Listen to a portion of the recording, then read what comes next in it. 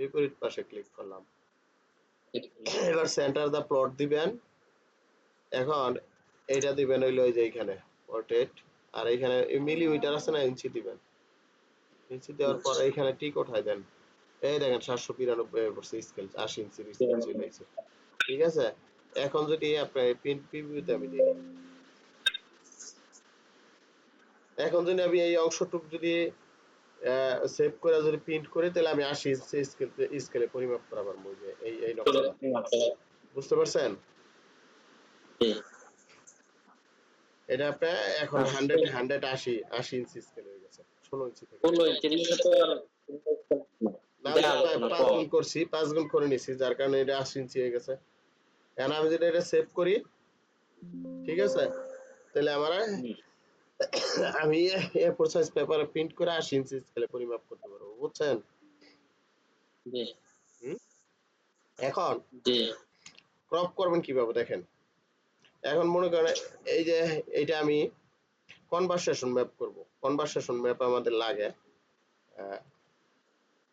এটা ইন্ডিয়াতে বেশি লাগে, আমাদের বাংলাদেশে আমরা কম করি। তারপর আমি মাঝে মাঝে করে দিই যখন সময় পাই অ্যাভেলেবেল, আমি কনভারসেশন ম্যাপ করে দিই।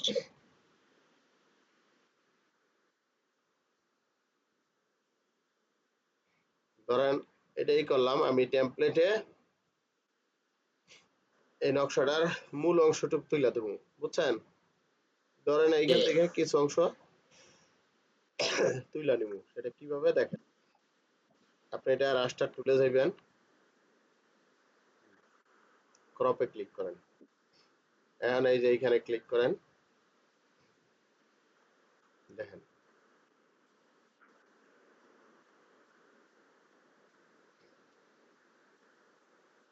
এটা আপনার স্পেস বার বা এন্টার দেন, এই যে ক্রপ করে নিছি, দেখছেন?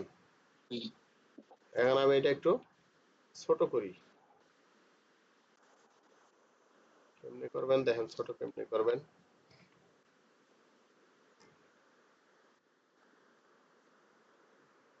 ইচ্ছা করলে এইখান ধৈর্য করা পারবেন, এই যে চাপাই দিয়ে পারবেন। ঠিক আছে, আরো ছোট করতে পারবেন।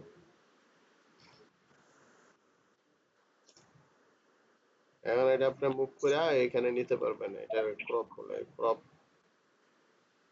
কনভারসেশন ম্যাপ বলে। এটা আপনি আরো ছোট করে এইখানে বসাই দিবেন।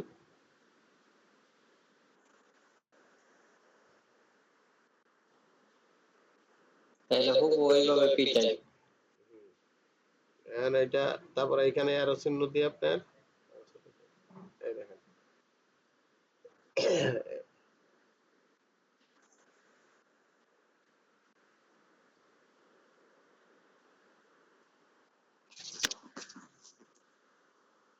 এটা আপনার এখান থেকে ধরেন এই নকশাটা এই জায়গায় আছে, এখান থেকে আপনার এই যে এরকম আপনার অ্যারো চিহ্ন দিয়ে দিবেন যে আসলে কোন জায়গায় এই নকশাটা ছিল।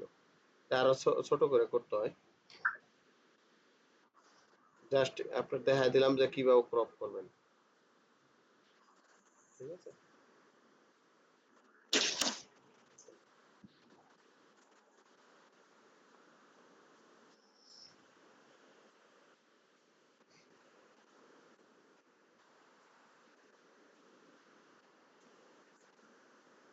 ব্যাক গেলাম,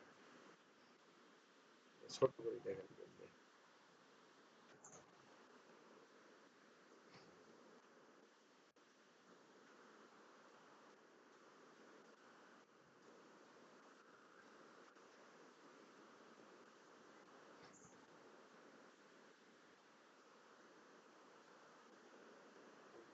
এইভাবে না করে আরেকটা সিস্টেম করতে পারবেন, স্কেল ব্যবহার করে।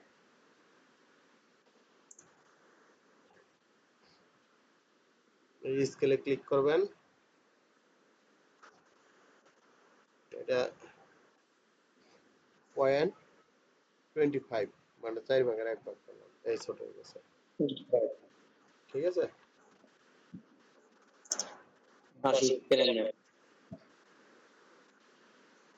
না এটা কনভারসেশন ম্যাপের ক্ষেত্রে এটা আপনার স্কেল চেঞ্জ করা লাগবে না, এটা আপনার মন মতো আপনি দিতে পারবেন।